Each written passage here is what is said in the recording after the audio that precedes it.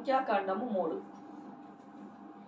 యెహోవా సీనాయి కొండ మీద మోషేతో మాటలాడిన నాటికి అహరోను మోషేల వంశావళులు ఇవే.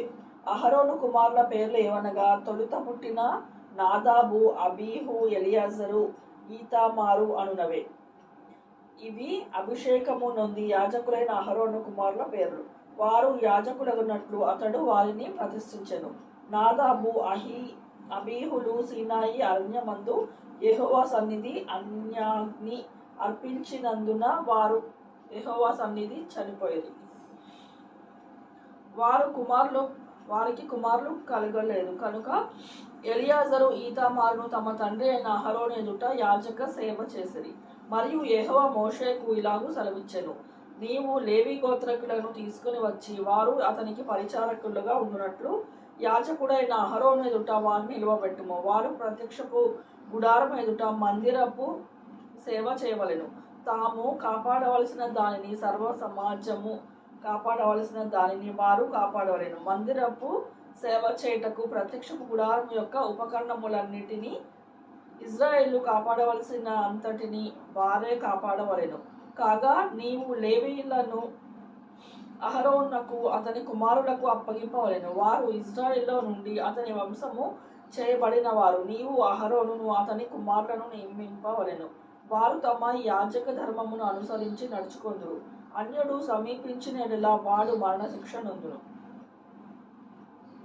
మరియు యెహోవా మోషేకు ఇలాగూ సెలవిచ్చెను, ఇదిగో, నేను ఇజ్రాయేలులో తొలిచూలి అయిన ప్రతి మగబిడ్డను మారుగా ఇజ్రాయేల్లో నుండి లేవీయులను నా వంశమును చేసుకొని ఉన్నాను.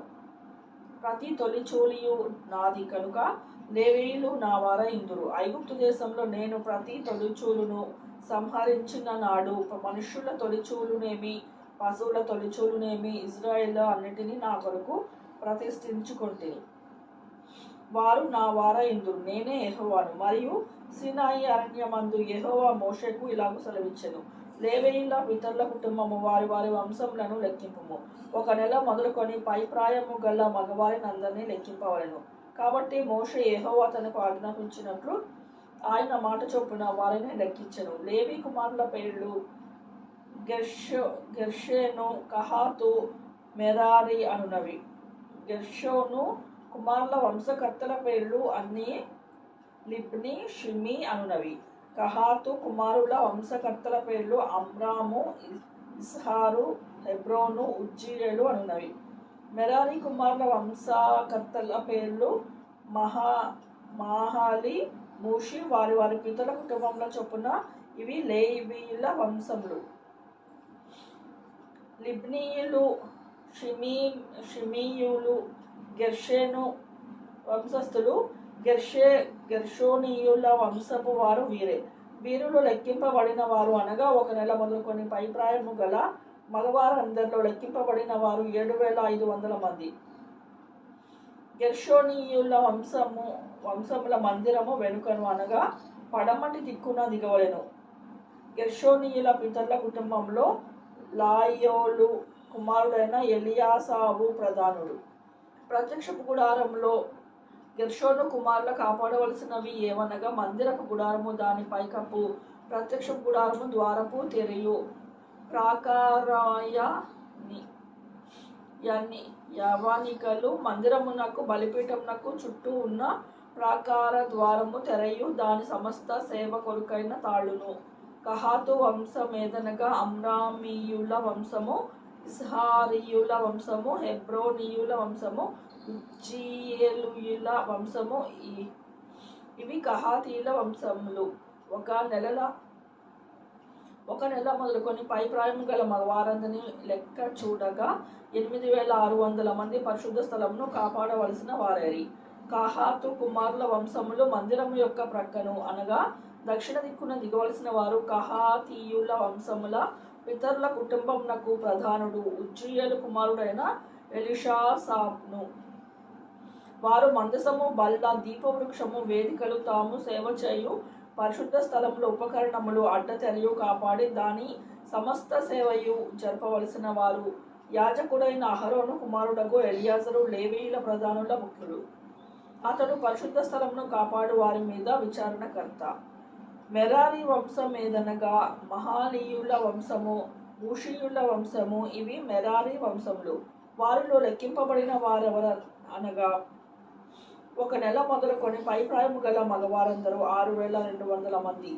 మెరీరీయుల పితరుల కుటుంబంలో అబీహాయిలు కుమారుడైన సూరియేలు ప్రధానుడు.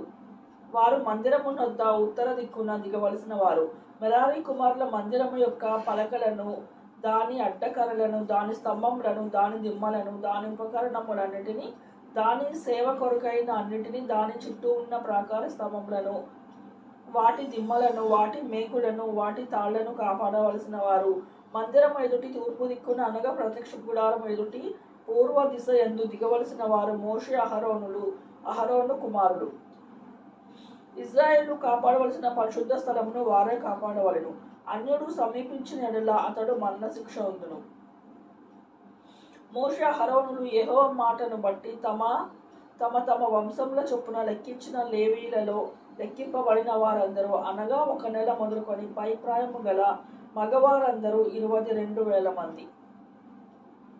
మరియు యెహోవా మోషేకు ఇలాగూ సెలవిచ్చెను, నీవు ఇజ్రాయేలులో ఒక నెల మొదలుకొని పై ప్రాయము గల తొలిచూలి అయిన ప్రతి మగ వారిని లెక్కించి వారి సంఖ్యను వ్రాయించుము. నేనే యెహోవాను. నీవు ఇజ్రాయేలులో తొలిచూలి అయిన ప్రతి మగ పిల్లను మారుగా లేవీలను, ఇజ్రాయేలుల పశువులలో తొలిచూలి అయిన ప్రతి దానికి మారుగా లేవీయుల పశువులను నా నిమిత్తము తీసుకొనవలెను. కాబట్టి యెహోవా తనకు ఆజ్ఞాపించినట్లు మోషే ఇజ్రాయేలులో తొలుత పుట్టిన వారందరినీ లెక్కించెను. వారిలో లెక్కింపబడిన వారి సంఖ్య అనగా ఒక నెల మొదలుకొని పై ప్రాయము గల తొలిచూలు మగవారందరి సంఖ్య 22,273.